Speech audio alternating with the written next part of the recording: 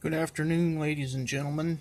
I just wanted to get some information on this clock. I picked it up at an antique shop in Brookings, Oregon, about a year ago, for I think it was about $20. It was really dirty. It did run and does still run very well. It keeps actually excellent time. I do have it set 5 minutes ahead because I worked really, really hard to get the cuckoo clock over here to be as accurate as possible. In fact, it keeps time pretty much perfectly. I mean, I don't eagle eye it, but it keeps time pretty much perfectly throughout the week till I wind it. So this clock, because it does chime, I set it to where it goes off first, and it's probably about 5 minutes fast. But I cleaned it up. It was really dirty. I don't know how good the lighting is in here or how well this really cheap smartphone films it. I cleaned up the wood and the crystal here, the glass, and the dial, the little silver ring. I don't know what your guys' opinion is on this lemon oil treatment. I realize this cabinet should probably be waxed, but it worked really well for getting the dirt and dust off of the entire case, pretty much. And it smells nice. That's a plus. I bought it when I was in Brookings to clean up an old 1958 Regula cuckoo clock. The case, not the movement. Regula? I'm not sure how you say that. But I bought this, I believe, from, I could flip it around, from Howard Miller's website.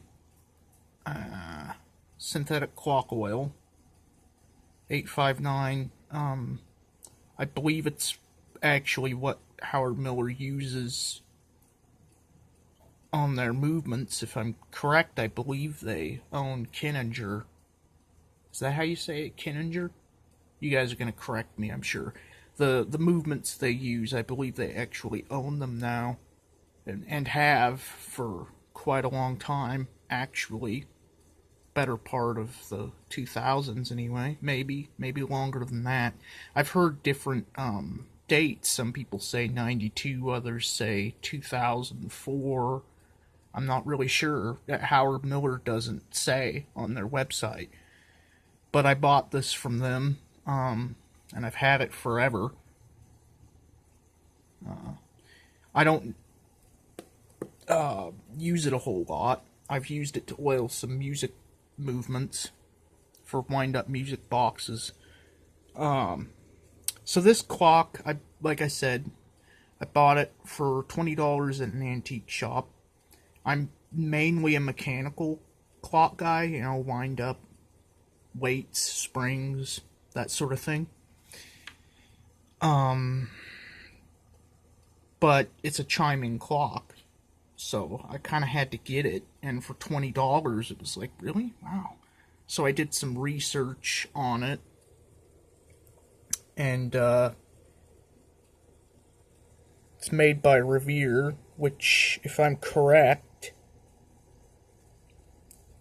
I don't know if you can see that, the lighting in here is bad. Revere Westminster Chime Clock, Telechron, if I'm pronouncing that right. Motored. Made in USA. And, if I'm correct, Revere is basically the electric clock division of the Hershey Hall Clock Company. And I believe they kind of put a different name on their electric clocks in the beginning in case they didn't work so well. Like maybe it would turn into a failed venture, and they didn't want to tarnish the Hershey name. It does have what I assume to be the original back, which is Bakelite or something, but it's warped. So it's really hard to get this little hole to go over the adjustment knob in the back to set the time. And also get these little offset holes here through the pegs on the back at the same time. You can do it, but it requires jiggling. But it does have the original sticker. I believe it's the original paper explaining the details. It's got the logo, which I assume could be used to date the clock. I read it's in 1942. I know this video's disjointed. And I just kind of want some more information on it. I don't plan on selling it or anything. I heard the veneers are mahogany and they're in okay shape. You can see spots where the finish has come off, the original finish, but it doesn't have any major damage. The 3-ply case has a small chunk missing underneath here somewhere. One of the plies broke a little bit, but other than that, it's in really good shape. Considering the fact that it probably wasn't well taken care of, I'm going to attempt to flip it around here. Here's the works. The chime hammers, the leather tips are very old and flaky. A piece actually came off with the gentlest brush of my fingernail, so I'd like to get those replaced if possible. I don't know a whole lot about electric clocks. I figured it's pretty much the same as a mechanical wind-up, except that this rotor takes the place of the escape wheel and the mainspring. I did do some research on Telechron. Not how to say the name correctly, I'm just guessing.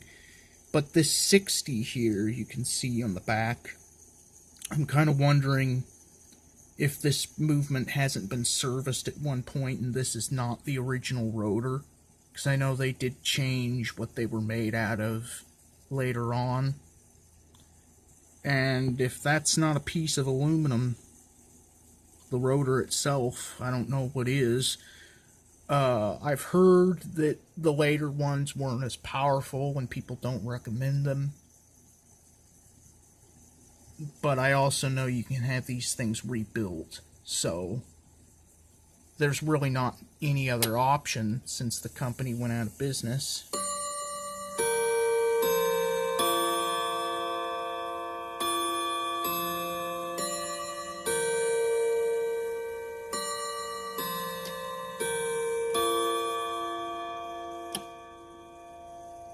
The chimes sound okay, considering the condition of the hammer tips. But another thing that leads me to believe that this may have had work done to it is the electrical caps on the wires here. Another thing, according to the instructions, there's supposed to be a little lever in here somewhere.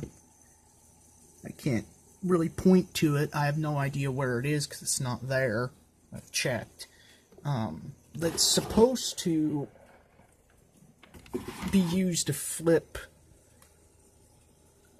a little thing over here where this hole is between the 1 and the 2 at the 12 o'clock. I guess it's supposed to display red if there's a power outage, so you know that the clock is no longer set correctly if the power happens to come back on.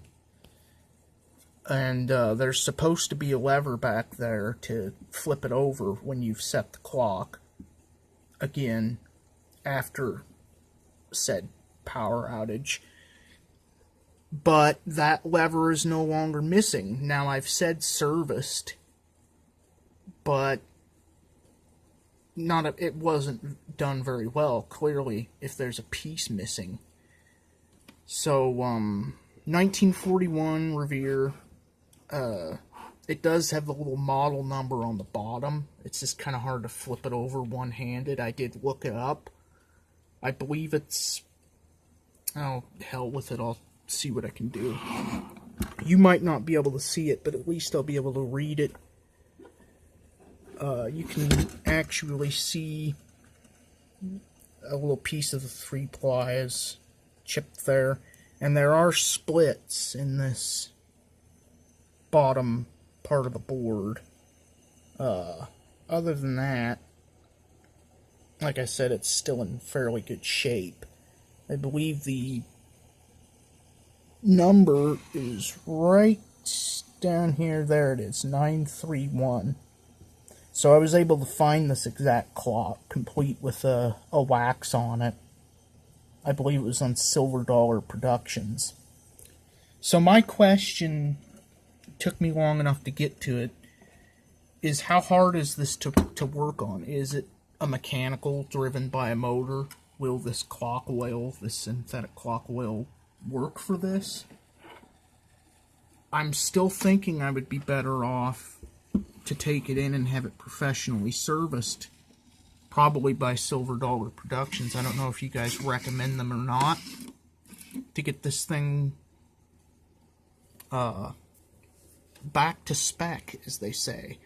I kind of want to have the case redone, but I kind of don't at the same time. I'm on the fence about it, because I like the fact that it looks its age, but I also want to take care of it. So, like I said, the condition it was in when I bought it is not how I would want to let my clocks get. So I'll end this long-winded video, and maybe you guys can give me some information about it. Really enjoy the website. I read about clocks all the time. I found the one about the Howard Miller glued-on dial over the mounting screws to be hilarious. I laughed my ass off when I read about that. It's just so interesting to me to hear professional clock people talk about their woes. So it's kind of like mechanics for cars, you know. You run into something new every day. I know I do. So anyway, thanks, and I'm sorry if this video, like I said, it's over 13 minutes now. But it's a nice clock. I like it. I am more partial to fully mechanicals because I'm into the TikTok. But it's still a neat piece of history, you know. It was during that time when electric was kind of the thing, before quartz. So I'll end this video here, and I'll let you guys give me some feedback on this thing, and just let me know if there's stuff I don't know about it. I'm really curious. Alright, thanks.